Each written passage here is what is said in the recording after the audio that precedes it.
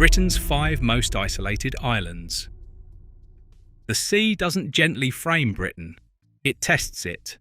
It pushes against its edges, cuts off its corners, and leaves entire communities living at the mercy of wind and tide.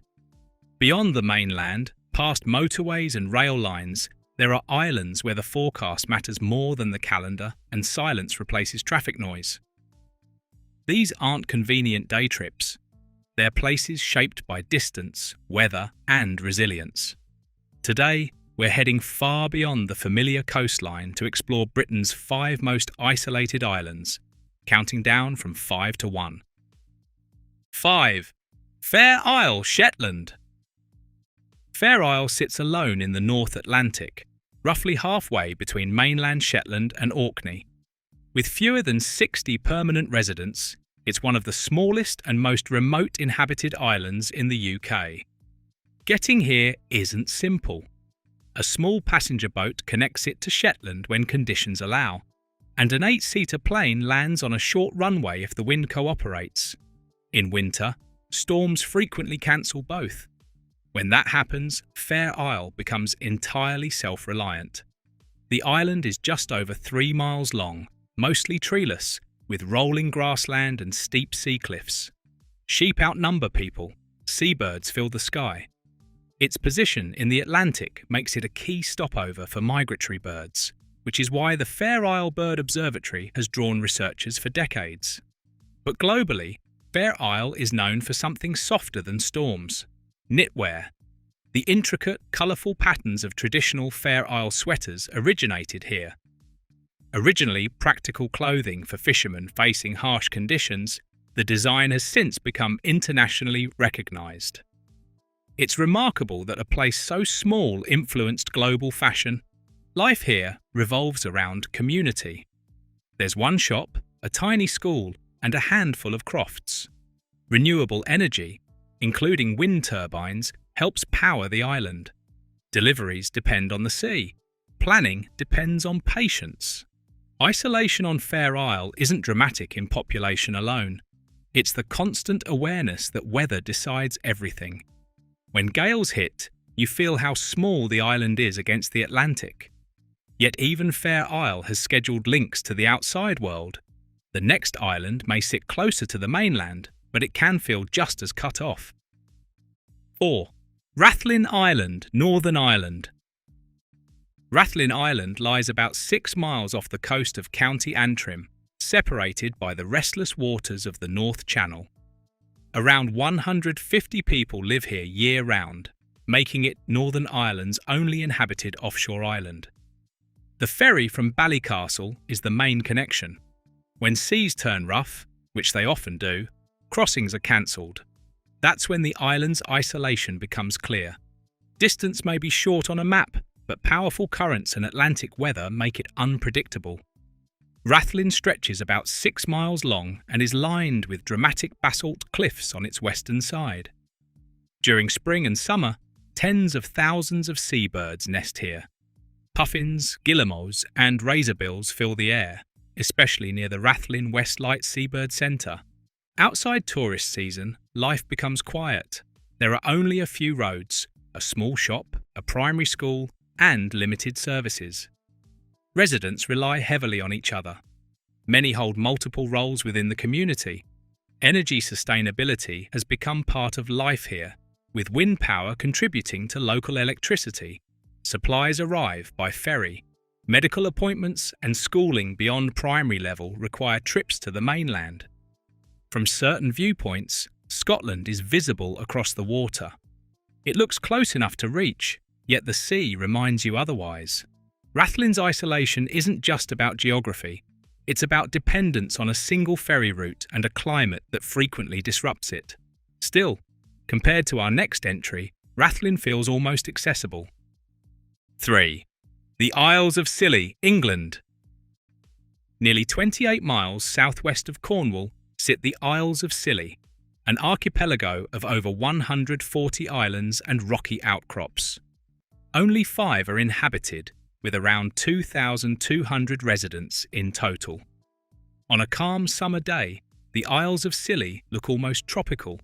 Clear turquoise water meets white sand beaches. Thanks to the Gulf Stream, the climate is milder than mainland Britain.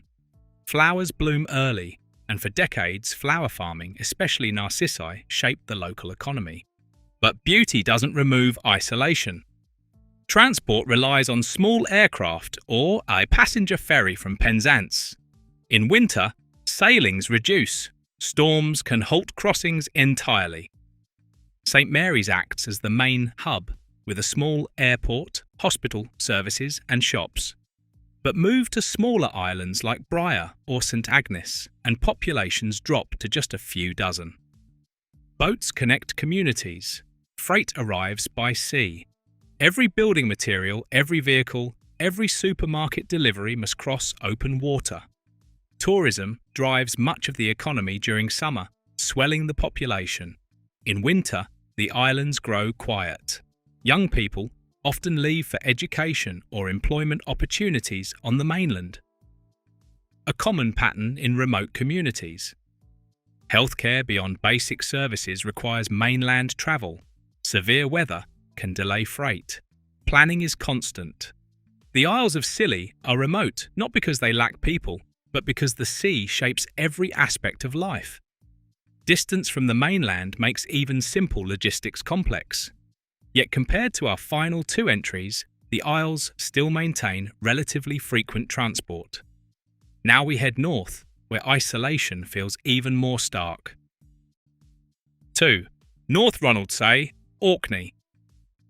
At the northern edge of the Orkney archipelago lies North Ronaldsay, surrounded by the open North Sea. Fewer than 70 people live here permanently, making it one of the UK's most sparsely populated islands. Reaching North Ronaldsay requires coordination.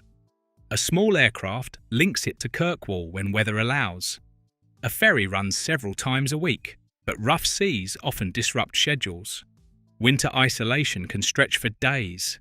The island is low and windswept, with wide horizons and very few trees.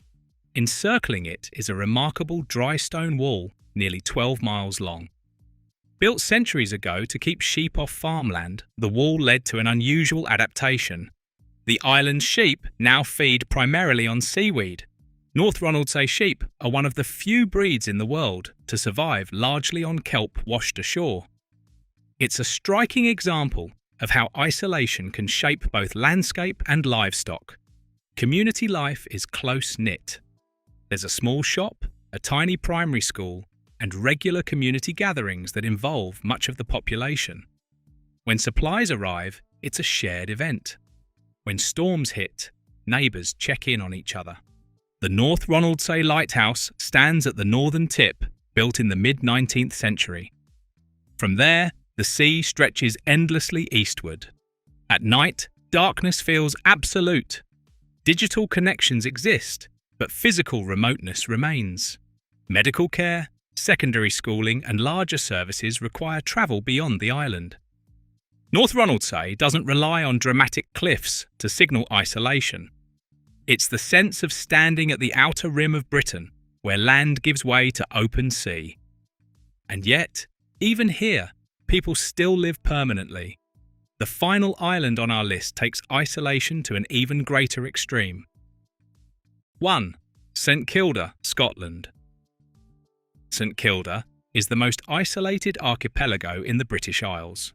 Located around 40 miles west of the Outer Hebrides, deep in the Atlantic Ocean, it sits far beyond regular ferry routes.